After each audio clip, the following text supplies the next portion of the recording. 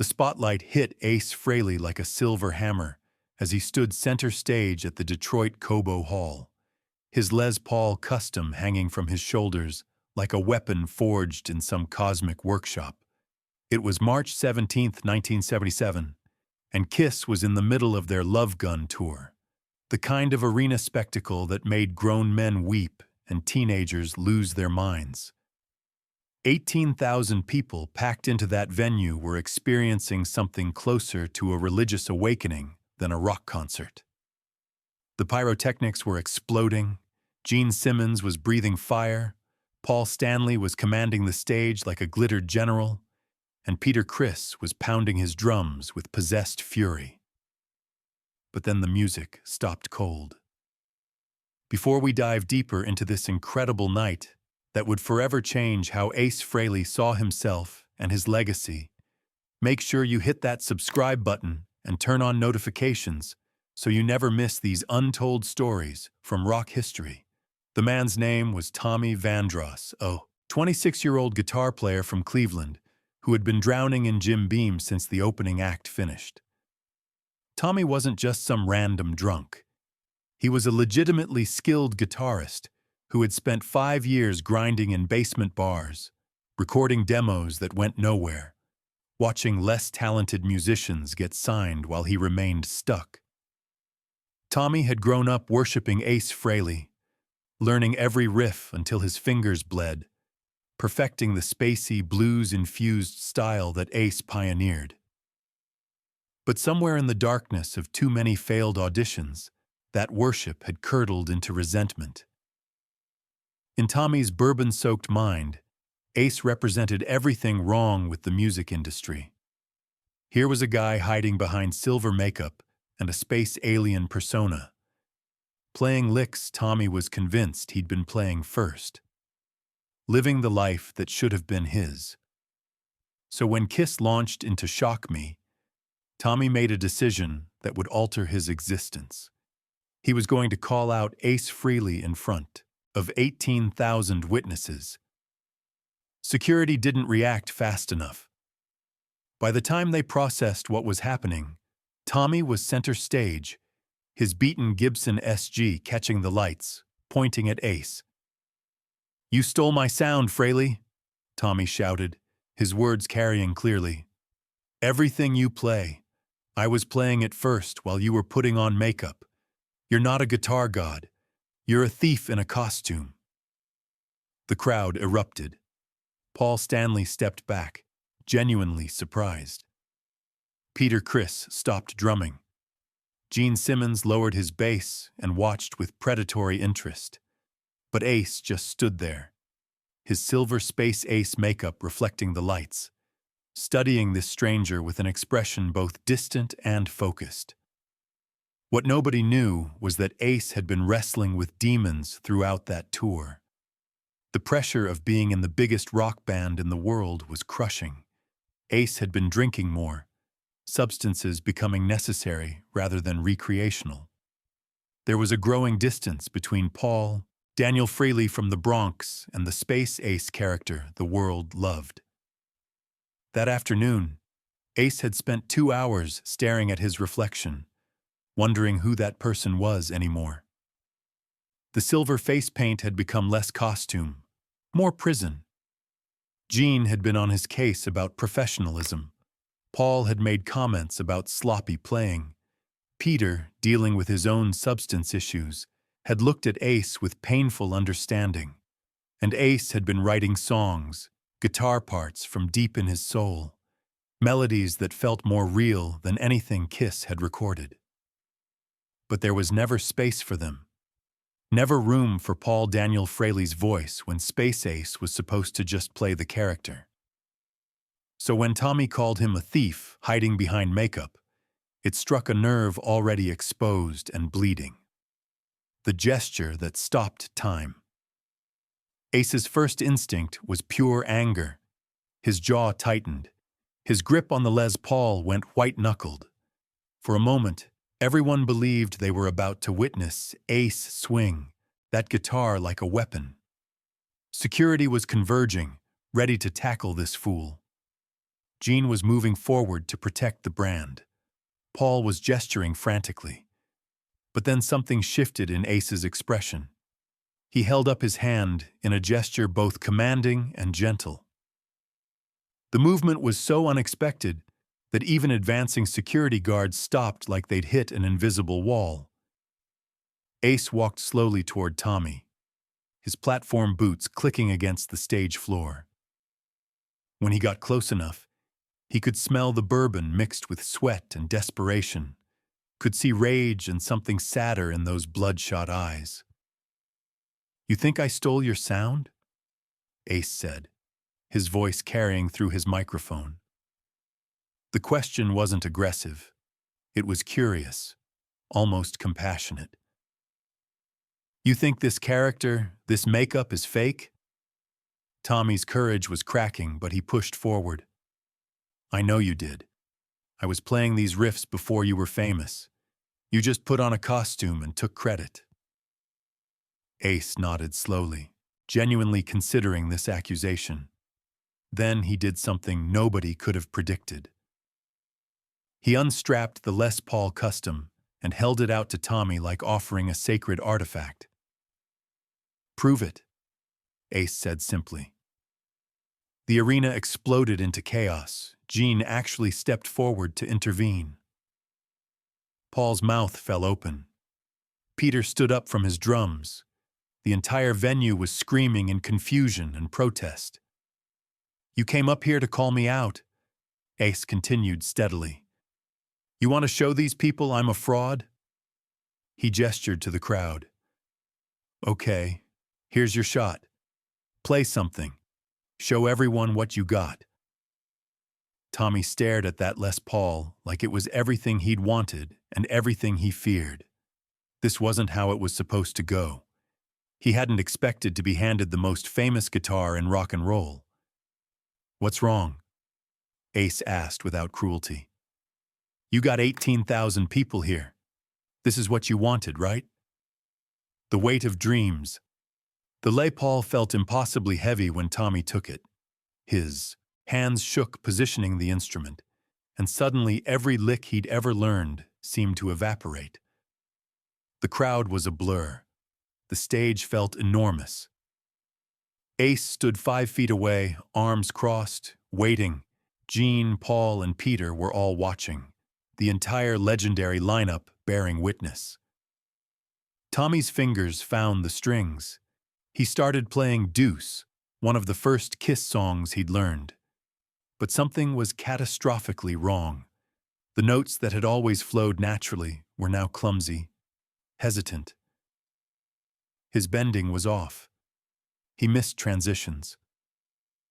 By the time he tried adding his own flourishes, he was so far off that even the most generous listener would call it painful. He stopped after barely 90 seconds, his face burning with humiliation. The silence that followed was worse than any booing. 18,000 people had just watched him fail spectacularly at the very song he claimed proved Ace was a fraud. The irony was crushing. But what happened next was something Tommy would carry forever. Ace stepped forward and gently took the Les Paul back. "That took guts," Ace said with unmistakable sincerity. "You know how much guts that took? Getting up here and trying?" Tommy's eyes were stinging. "I fucked it up," he whispered. "Yeah, you did," Ace agreed without mockery. "But do you know why? Because you were trying to play it like me. You were trying to prove you could do what I do. But here's the thing nobody tells you about being a musician. It's not about being better than someone else. It's about finding your own voice." Ace turned to address the crowd. "How many of you play guitar?" Hundreds of hands went up. "How many learned Kiss songs?"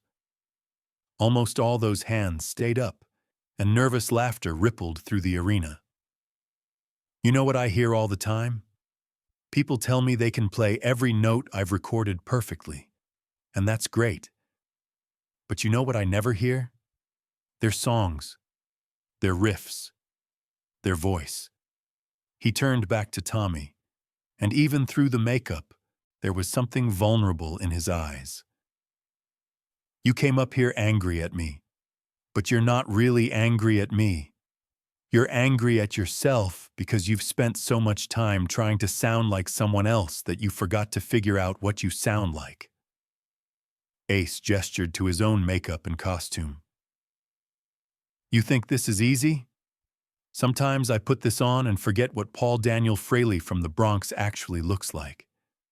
Sometimes I wonder if there's anything under here anymore or if Space Ace is all that's left." The arena had gone completely silent. Gene and Paul were staring at Ace like they'd never seen him before. Peter had tears running down his cat makeup, understanding in a way only someone fighting the same demons could. "I want to hear something," Ace said gently. "I want to hear you play something that's yours. Not Deuce. Not any Kiss song. Just you. Something you wrote." Tommy felt like he was falling. "I don't know if I can." "Sure you can," Ace smiled. "Tell you what. We'll back you up. Whatever you play, we'll follow. You just start playing and don't think about it. Just play what you feel." Ace nodded off stage, and suddenly Tommy's Gibson SG was live through the sound system. Tommy looked down at his own guitar, the one that had been with him through every failure. His fingers found a chord, simple A minor, but he let it ring out.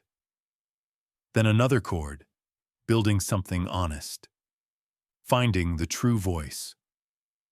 Without planning it, Tommy started playing a progression he'd been working on for 3 years, but had never shown anyone. It wasn't flashy.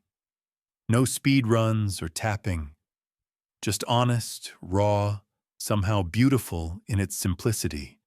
And Ace started playing along, not showing off, but supporting Tommy's playing, adding subtle harmonies that enhanced without overwhelming. Gene laid down a simple bass line.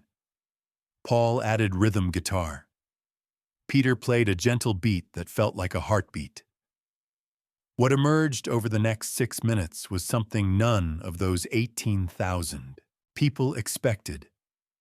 It was Tommy Vandross's Truth, supported by one of the biggest rock bands in the world, played in front of thousands who came to judge but stayed to experience something genuine. When the last note faded, there was absolute silence. Then the arena exploded. People were on their feet, screaming, applauding, some openly crying. Tommy stood stunned, unable to hold up his guitar. Ace put his arm around Tommy's shoulders. "That was yours," Ace said quietly. "That was real. That was worth more than any perfect copy." Then Ace addressed the crowd. "Ladies and gentlemen, Tommy Vandross, you know what this man did tonight? He showed more courage than most musicians will show in their entire career. He came up here, made himself vulnerable, and created something beautiful. That's what music is supposed to be about." Gene stepped forward. "We're going to help you record that song. Kiss Records will fund a proper studio session." Paul grabbed a microphone. "If anyone in the music industry needs a guitarist who can play with real emotion, talk to our management after the show." Tommy stayed for the rest of the concert, sitting at the side of the stage, occasionally playing along when Ace invited him. By the end of the night, he'd transformed from the show's biggest disruption into part of its most memorable moments. 5 producers approached Kiss management after the show with offers. Tommy moved to New York 6 weeks later and spent the next 15 years building a sustainable career as a session musician and songwriter that was fulfilling and real.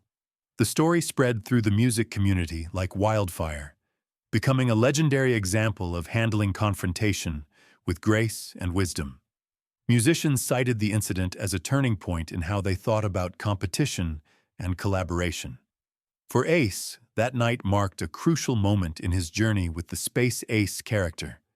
He began to understand that the costume wasn't a prison if he chose not to let it be one. that he could be both Space Ace and himself simultaneously. The entire Detroit incident was captured on a bootleg recording that became treasured among Kiss collectors. People don't value it for perfect renditions or technical proficiency. They value it for those 6 minutes when the show stopped being a spectacle and became something real. Tommy Vandross, before his death from cancer in 2019, gave several interviews about that night. In his final Guitar World interview, Tommy said, "Ace could have destroyed me. I came up drunk, angry, ready to tear down a legend. Instead, he built me up. He showed me what I could be if I stopped trying to be him. That kind of grace, you can't teach that. You can only hope to learn it by watching someone like Ace choose understanding over ego." The confrontation reminds us that behind every act of aggression is usually a person in pain, struggling with inadequacy. It shows us that the strongest response to hostility isn't more hostility, but understanding and compassion. Ace could have had Tommy arrested, could have humiliated him with a perfect solo. Instead, he chose to help, to teach, to show 18,000 people what real strength looks like when it's not wrapped in costume and pyrotechnics. What rock and roll can be today, the story is taught in music business courses as an example of how mentorship can emerge from unexpected situations. It's referenced in conflict resolution seminars as a demonstration of turning negative energy into positive outcomes. It's told in guitar shops around the world as a reminder that the greatest musicians aren't just technically proficient, but emotionally intelligent and generous with their knowledge. The tragedy of Ace's later struggles with addiction, his departures and returns to Kiss, his battles with his own demons, doesn't diminish what happened that night. If anything, it makes it more powerful, because it shows that even people fighting their own darkness can choose to be lights for others. In his later years, when asked about career highlights, Ace often mentioned that Detroit concert. Not because Kiss played particularly well, or because the show was technically impressive, but because of what happened with Tommy. "That was the night I remembered that underneath Space Ace, I'm just Paul Daniel Frehley from the Bronx who fell in love with the guitar," Ace said in one interview. "And that's enough. That's always been enough. Everything else, the makeup, the costumes, the character, that's all just decoration. The music is what matters. The connection is what matters. Helping someone else find their voice, that's what matters most of all." More than 45 years later, people still talk about the night Ace Frehley turned a drunk heckler into a collaborator, transformed a moment of confrontation into a moment of grace. It stands as a testament to what rock and roll can be at its best. Not just entertainment or escapism, but a genuine force for human connection and growth. In a world that often seems divided by competition and anger, where success is too often measured by who we've defeated rather than who we've helped, maybe that's exactly the kind of story we need to remember and carry forward. Maybe that's the real legacy of Ace Frehley and that night in Detroit. Not just the legendary guitar solos or the iconic Space Ace character or the platinum albums, but the reminder that we're all struggling to find our voices in this world. We're all hiding behind some kind of makeup, some kind of persona that we think the world wants to see. And the greatest thing any of us can do, the most rock and roll thing possible, is to help each other find the courage to take off those masks and play our own songs, even when, especially when, that help is needed by someone who came at us with hostility instead of respect. That's the truth that no amount of pyrotechnics or stage makeup can hide. That's the sound worth stealing.